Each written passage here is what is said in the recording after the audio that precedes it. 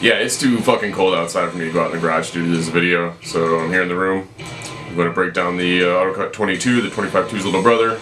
Comes standard on all current Stihl curved shaft trimmers, and is a little more difficult than the 25-2, but not undoable. Let's get to it. Alright, unlike the 25-2, this 22, you do want to take the whole head off. It makes it 10 times easier.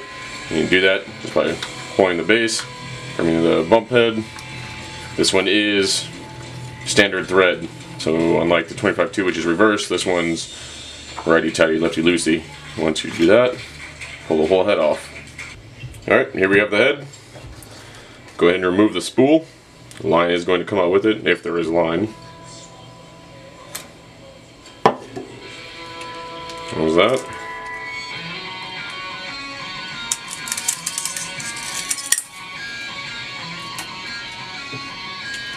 And here's the spool.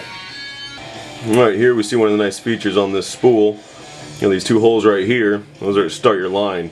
You notice they are facing a direction, but when you stick your line in, I'm going to press it in there.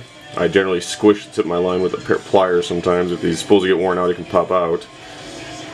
And it makes it stick in there better. So press them in and pull them back on top of themselves.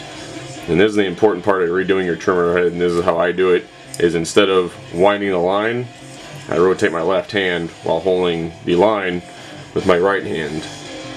So I'm actually doing this. And you don't want to put it in there too tight, or else it'll weld itself in and it won't feed properly. If you wind it from the side, winding the line around the spool, that's when it get all twisted up and tangled and won't feed properly as well.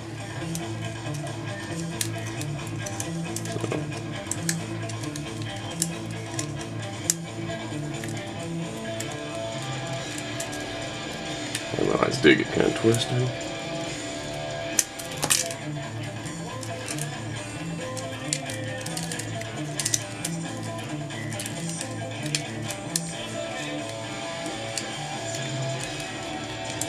Right here, pop them in those grooves, the eyelets. That'll hold it in place. Take ready for the next step. Alright, here we have our wound spool, our head. Next step. Now this step is a lot easier on the commercial head, but we've got the two eyelets, so we'll have to thread it through the eyelet. So I've got that one eyelet in, thread it through the other eyelet. Maybe. Should have left me a little more. Alright, so now as we're dropping it down, we're going to have to pull the line out of the eyelets. It's still in there on the spool itself. Oh, this side popped out already.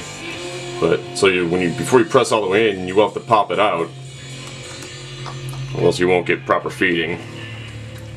That's that. Now let's just put it back on. Putting the head back on is pretty easy. Take your head, slide it on. Head does have surfaces that cannot mate properly. So here, when I try to put it on, just goes right to the edge of the plastic. That's not right. So turn a little bit, try again, until it seats all the way, like right there. Alright, once we're there, kind of pull the line and press in on the spool a little bit. And holding it there, take your bump head, thread it on. It's a standard thread, righty-tighty. And do yourself a favor, if your bump head, if you can see metal, that nut in there, replace it. Alright. Now we're ready to get back to trimming. Alright, hope that helped you out. You know, if you still have any questions, there are plenty of other YouTube videos if there's something I didn't explain quite clearly enough.